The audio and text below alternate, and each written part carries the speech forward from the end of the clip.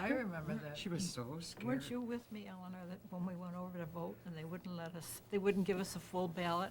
It was you in Virginia that Virgin- had that. okay, I was Virginia. with Liguori and So I Evelyn said, Merritt. I'm going down to the courthouse. Well, You Virginia- get a lot of good out of that. Oh, I Going to the did, I courthouse. did. She persisted I just and sat there. prevailed. Oh, yeah, and, well, they weren't gonna let me talk. And finally, I was talking on the telephone to whoever it was in charge, I can't remember his name right now. And, well, first of all, it was, Victor B. Atkins? no, No.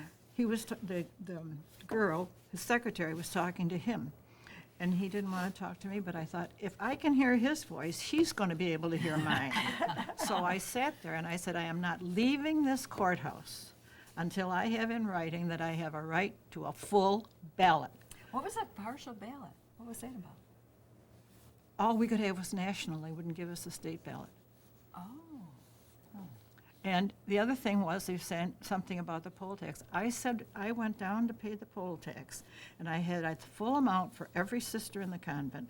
And the guy I think he did this purposely, said I didn't have to pay that much. I only had to pay half that much. And I said, are you sure?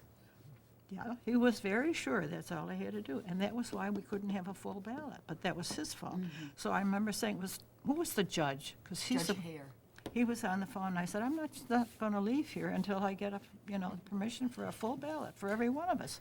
So finally, in disgust, I could hear him say, oh, give her the papers and let her go. So I got the We could have, papers. if you had stayed there, we could have been visiting you at Camp Selma. That's right. That's probably right, but it finally, well, they really had to. There wasn't any reason why they shouldn't,